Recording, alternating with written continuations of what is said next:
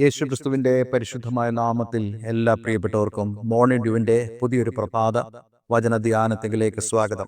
കഴിഞ്ഞ ദിവസങ്ങളിലെ ആത്മീക വചനചിന്ത നിങ്ങളുടെ ഓരോരുത്തരുടെയും ജീവിതത്തിൽ വളരെ അനുഗ്രഹപ്രദമായി തീർന്നു എന്നറിയുന്നതിൽ വളരെ സന്തോഷമുണ്ട്. കഴിഞ്ഞ ദിവസം നമ്മൾ ചിന്തിച്ചത് എഫേസ്യ ലേഖനം 5-ാം അധ്യായം അതിന്റെ 18-ാമത്തെ വാക്യമായിരുന്നല്ലോ. വീഞ്ഞു കുടിച്ച് മത്തരാകരുത്, അതിനാൽ ദുർനടപ്പ് ഉണ്ടാകുമല്ലോ. ആത്മാവ് നിറഞ്ഞവരായി. വീഞ്ഞു കുടിച്ച് മത്തരാകുന്നതിൽ നിന്നും വളരെ വിഭിന്നമായതായ ഒരു ജീവിത രീതിയെക്കുറിച്ച് അപ്പോസ്തലൻ പൗലോസ് നമ്മളോട് സംസാരിച്ചു. നിങ്ങൾ ആത്മാവ് നിറഞ്ഞവരായി മാറണം. നമ്മുടെ ഹൃദയം പലപ്പോഴും നമ്മുടെ സ്വയത്താലും നമ്മളുടെ ചില സ്വഭാവങ്ങളാലും നമ്മുടെ അനുസരണക്കേടിനാലും സമർപ്പണമില്ലായ്മയാലും ഒക്കെ നിറഞ്ഞിരിക്കുന്നതായ ഒരു അനുഭവമാണ്. അവിടേക്ക് ആത്മാവിനാലുള്ള നിറവ് അനുഭവിക്കണമെങ്കിൽ ഇതെല്ലാം നമ്മളിൽ നിന്ന് മാറിയേ മതിയാവുകയുള്ളൂ. അതിന് നമ്മെ സഹായിക്കുന്നതാണ് ദൈവത്തിന്റെ വചനം എന്ന് പറയുന്നത്. അപ്പോൾ ദൈവവചനത്താൽ തന്നെ നമുക്ക് അപ്രകാരമുള്ള ശുദ്ധീകരണം പ്രാപിക്കുവാൻ സാധിക്കും. ദൈവവചനത്തെക്കുറിച്ച് വിശുദ്ധ വേദപുസ്തകം പറയുന്നത് കർത്താവ് യേശുക്രിസ്തു നമ്മുടെ ജീവിതത്തിൽ ഇന്ന് ചെയ്യുന്നത് വചനത്താലുള്ള ശുദ്ധീകരണമാണ്. യേശു തന്റെ ശിഷ്യന്മാരോട് യോഹന്നാന്റെ സുവിശേഷം 15-ാം അധ്യായം അത് വിശദീകരിക്കുമ്പോൾ യേശു വളരെ വ്യക്തമായി ഇപ്രകാരം പറഞ്ഞു: എന്നിൽ കായ്ക്കാത്ത കൊമ്പൊക്കെയും ഞാൻ നീക്കിക്കളയുന്നു, ചെത്തി വെടുപ്പാക്കുന്നു. മുന്തിരിയെക്കുറിച്ചുള്ള ആ ഉപമ പറയുമ്പോഴാണ് യേശു അത് പറയുന്നത്. എന്നിട്ട് യേശു ഇങ്ങനെ പറഞ്ഞു: ഞാൻ ഇപ്പോൾ ഈ സംസാരിക്കുന്ന വചന നിമിത്തം നിങ്ങൾ ശുദ്ധിയുള്ളവർ ആകുന്നു. അപ്പോൾ ദൈവവചനത്താലാണ് നമ്മൾ ശുദ്ധീകരണം പ്രാപിക്കുന്നത്. നമ്മുടെ ഹൃദയത്തിൽ ദൈവഹിതത്തിന്, ദൈവ ഇഷ്ടത്തിന് വിരോധമായി നിറഞ്ഞിരിക്കുന്നതായ എല്ലാ ആ വേണ്ടാത്ത നിറവുകളും ദൈവവചനത്തിന്റെ കേൾവിയിലൂടെയാണ് നമ്മളിൽ നിന്നും മാറിപ്പോകുന്നത്. കേവലം വചനം കേൾക്കുന്നത് നമുക്ക് ഒരു ഭൗതിക വിടുതൽ ലഭിക്കാൻ വേണ്ടി മാത്രമല്ല, നമ്മുടെ ഉള്ളിൽ ദൈവത്തിന്റെ ആ ഇഷ്ടം നിറവേറുവാൻ തടസ്സമായി നിൽക്കുന്ന എല്ലാ സ്വഭാവങ്ങളും എല്ലാ ജീവിത രീതികളും നമ്മളിൽ നിന്നും മാറുവാനും ദൈവത്തിന്റെ വചനത്തിന്റെ കേൾവി നമ്മെ സഹായിക്കും. അങ്ങനെ നമ്മൾ ദൈവവചനത്താൽ ശുദ്ധീകരണം പ്രാപിക്കുമ്പോൾ ആ ആത്മാവിന്റെ നിറവ് അതിലേക്ക് സ്വാഭാവികപരമായി വരുവാനിടയായി തീരും. ഇത് ദൈവവചനത്തിലൂടെ നമുക്ക് ലഭിക്കുന്നതായ വളരെ സുപ്രധാനമായ സന്ദേശമാണ്. ഇന്ന് നമ്മൾ ചിന്തിക്കുന്നത് അതിന്റെ 19-ാമത്തെ വാക്യമാണ്.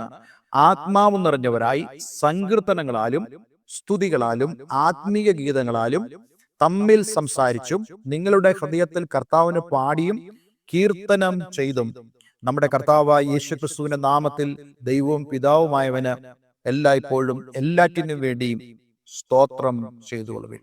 ആത്മാവ് നിറഞ്ഞവരുടെ ഒരു പൊതുവായിട്ടുള്ള ലക്ഷണമാണ് ഇവിടെ അപ്പോസ്തലൻ പൗലോസ് പറയുന്നത്. നമ്മൾ നേരത്തെ ചിന്തിച്ചല്ലോ, ദൈവത്തിന്റെ ഇഷ്ടം നമ്മൾ ഗ്രഹിക്കണമെന്നുള്ളത്.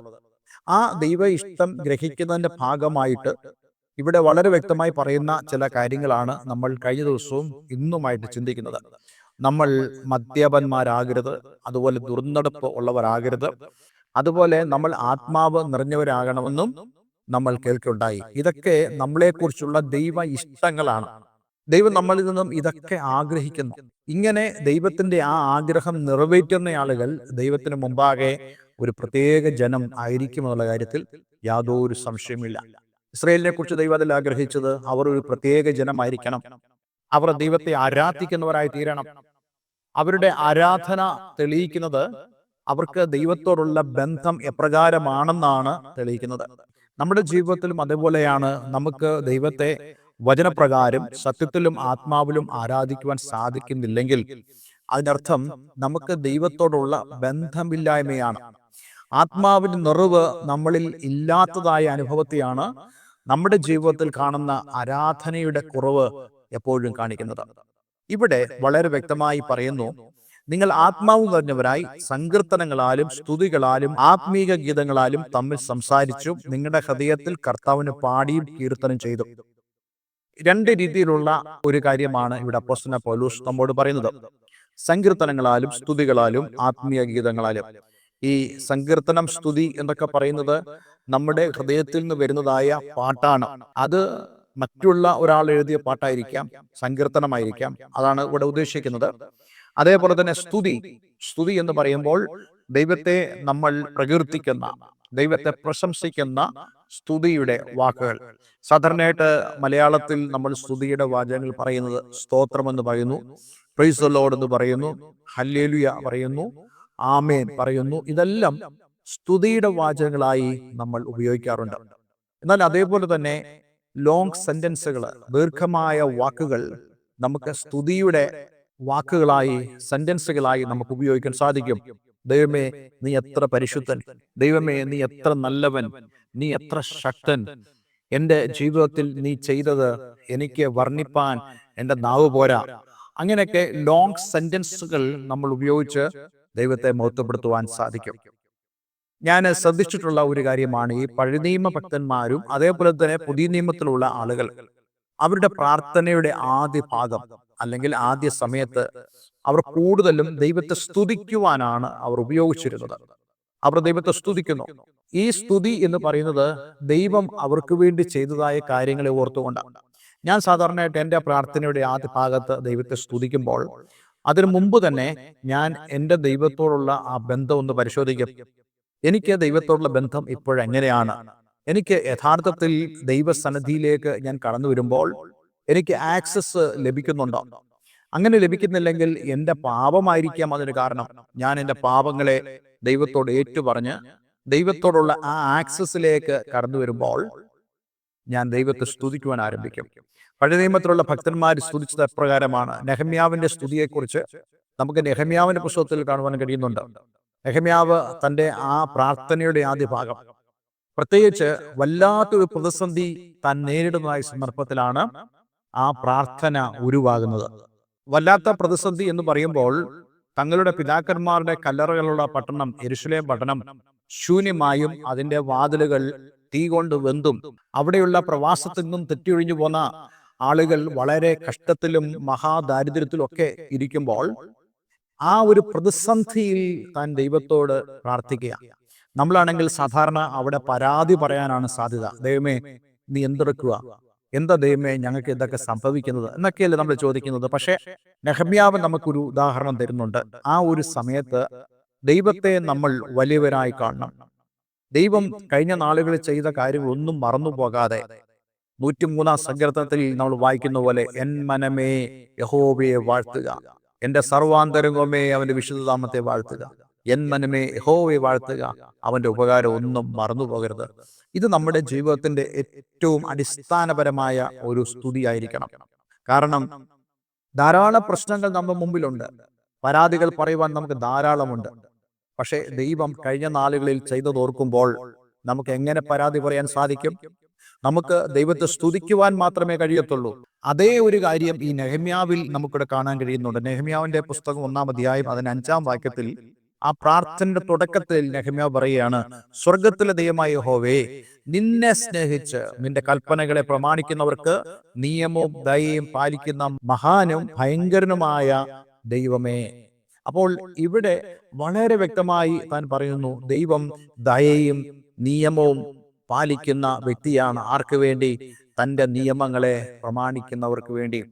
അപ്പോൾ അതെല്ലാം ചരിത്രത്തിൽ തനിക്കറിയാം. ചരിത്രത്തിൽ സംഭവിച്ചതിനെ കുറിച്ചുള്ള വ്യക്തമായ ധാരണ ഇവിടെ നെഹമ്യാവിനുണ്ട്. നമ്മുടെ ജീവിതത്തിലും ദൈവം കഴിഞ്ഞ നാളുകളിൽ ചെയ്തതായ ആ നന്മകളെ ഓർത്തു വേണം നമുക്ക് ദൈവത്തെ സ്തുതിക്കുവാൻ കഴിയേണ്ടത്. ഇപ്പോഴുള്ള ആ സ്ഥിതിയെ ഓർത്തല്ല നമ്മൾ ദൈവസ്ഥനായിരിക്കേണ്ടത്. കഴിഞ്ഞ നാളുകളിൽ ദൈവം ചെയ്തതായ നന്മകളെ നമ്മൾ ഒരിക്കലും മറന്നു പോകാതെ അതിനായി ദൈവത്തിന് സ്തോത്രം ചെയ്തുകൊണ്ട് ഇന്ന് നമ്മൾ കടന്നു പോകുന്നതായ ഈ പ്രതിസന്ധിയുടെ നടുവിലും എൻ്റെ നാവിനെ സ്തുതിയുടെ അധരങ്ങളാക്കി മാറ്റുവാൻ കഴിവുള്ള ഒരു ദൈവത്തെയാണ് ഞാൻ സേവിക്കുന്നതെന്ന് മനസ്സിലാക്കിക്കൊണ്ട് ദൈവത്തെ സ്തുതിക്കുവാൻ നമുക്ക് സാധിക്കണം. എപ്പോഴും അങ്ങനെയാണ് നമ്മൾ ചെയ്യേണ്ടത്. യെരിഹോ കോട്ടയുടെ മുമ്പിലേക്ക് ഇസ്രായേൽ ജനം കടന്നു വന്നപ്പോൾ ദൈവം എന്താ പറഞ്ഞത്? നിങ്ങൾ സ്തുതിക്കാനല്ല പറഞ്ഞത്, നിങ്ങൾ കാഹളം ഊതുവാനല്ലേ പറഞ്ഞത്, നിങ്ങൾ ആർത്ത് ഉല്ലസിക്കുവാനല്ലേ പറഞ്ഞത്. പക്ഷെ നോക്കണേ, ആ ജനം വല്ലാത്തൊരു പ്രതിസന്ധിയില്ല. അവർക്ക് ആ കോട്ടയെ ഭേദിക്കുവാൻ കഴിയില്ല എന്നുള്ള ചിന്ത അവരുടെ ഉള്ളിലുണ്ട്. ആ കോട്ടയുടെ അവസ്ഥകൾ തങ്ങൾക്ക് പ്രതികൂലമാണെന്നും തങ്ങൾക്ക് നല്ല ഉറപ്പുണ്ട്. പക്ഷേ കർത്താവ് പറയുന്നു, കഴിഞ്ഞ നാളുകളെ ഓർത്തുകൊണ്ട്, ഞാൻ ചരിത്രത്തിൽ നിങ്ങൾക്ക് വേണ്ടി ചെയ്ത കാര്യങ്ങളെ ഓർത്തുകൊണ്ട് നിങ്ങൾ സ്തുതിച്ച് മുന്നേറാമെങ്കിൽ ഇവിടെയും ഒരു സ്തുതിയുടെയും ആരാധനയുടെയും സ്ഥലമാക്കി എനിക്ക് ഇതിനെ മാറ്റുവാൻ കഴിയുമെന്നുള്ളതാണ് ദൈവത്തിൻ്റെ ആലോചന എന്ന് പറയുന്നത്. ഇന്നെ കേൾക്കുന്ന പ്രിയമുള്ളവരെ, നിങ്ങൾ ഒരു പ്രതിസന്ധിയുടെ മുമ്പിലായിരിക്കാം, നിങ്ങൾ ഒരു പ്രശ്നത്തിന് മുമ്പിലായിരിക്കാം. പക്ഷെ അതിന് നടുവിൽ, ആ പ്രശ്നങ്ങളുടെ നടുവിൽ ദൈവത്തെ നിങ്ങൾക്ക് ആരാധിപ്പാൻ തക്കവണ്ണം, ദൈവത്തെ മഹത്വപ്പെടുത്തുവാൻ തക്കവണ്ണം കഴിഞ്ഞ നാളുകളിൽ ദൈവം ചെയ്ത നന്മകളെ നിങ്ങൾ ഓർക്കണം. ചെങ്കടലിന് മുമ്പാകെ കടന്നു വന്നപ്പോൾ അവിടെ ഒരു ആരാധന വെളിപ്പെടുമെന്ന് അവർക്ക് അറിയാമായിരുന്നോ? അവർക്കറിയില്ലായിരുന്നു. അവർ ചിന്തിച്ചത്, ഞങ്ങൾ വീണ്ടും ഫറവോനാൽ പിടിക്കപ്പെടും, ഞങ്ങൾ ഈ ചെങ്കടലിൽ മുങ്ങി ചത്തുപോകും. പക്ഷേ ദൈവത്തിന്റെ ഹൃദയത്തിൽ അതല്ല ആലോചന. ദൈവത്തിന്റെ ഹൃദയത്തിൽ ജനം അക്കരെ കടന്ന് മിരിയാൻ തപ്പെടുത്ത് പാടി ആ ആരാധന ശുശ്രൂഷകൾക്ക് നേതൃത്വം കൊടുക്കുന്നതായിരുന്നു ദൈവത്തിന്റെ പദ്ധതി എന്ന് പറയുന്നത്.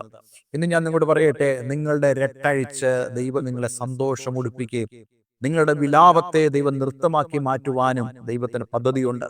അതിനുവേണ്ടിയുള്ള ഒരു ഒരുക്കമാകട്ടെ നിങ്ങൾ ദൈവത്തെ സ്തുതിക്കുന്നത്. അങ്ങനെയാണെങ്കിൽ ആത്മാവ് നിറഞ്ഞവരായ ആളുകൾ എപ്പോഴും ചെയ്യുന്നത് ദൈവത്തെ സ്തുതിക്കുക എന്നുള്ളതാണ്.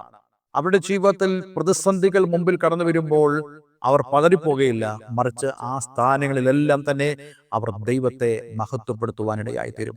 അതുകൊണ്ട് ഇന്നെ കേൾക്കുന്ന പ്രിയമുള്ളവരെ, നിങ്ങൾ ആത്മാവിനാൽ നിറയപ്പെടുന്ന ഒരു വ്യക്തിയാണെങ്കിൽ, നിറഞ്ഞിരിക്കുന്ന വ്യക്തിയാണെങ്കിൽ, നിങ്ങൾ അപ്രകാരം തന്നെ മുന്നോട്ട് പോവുക. നിങ്ങളുടെ നാവിൽ ദൈവം ജയഗീതം തരും, നിങ്ങളുടെ നാവിൽ ദൈവം പുകഴ്ച തരും.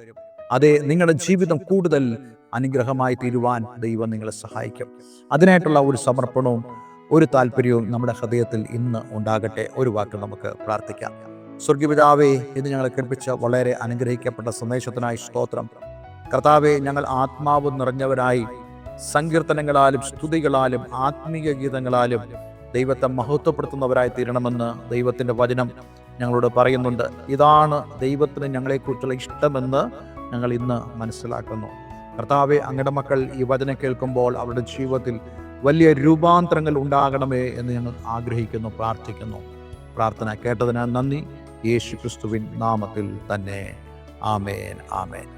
ഇന്നത്തെ വേദവചനം നിങ്ങളുടെ ജീവിതത്തിൽ വളരെ അനുഗ്രഹപ്രദമായി തീർന്നു എന്ന് ഞാൻ വിശ്വസിക്കുന്നു. ഈ സ്ക്രീനിൽ കാണുന്ന ഫോൺ നമ്പറുകളിൽ ഞങ്ങളെ വിളിക്കുക. എല്ലാവരും ദൈവം അനുഗ്രഹിക്കട്ടെ. Have A nice day. God bless you all.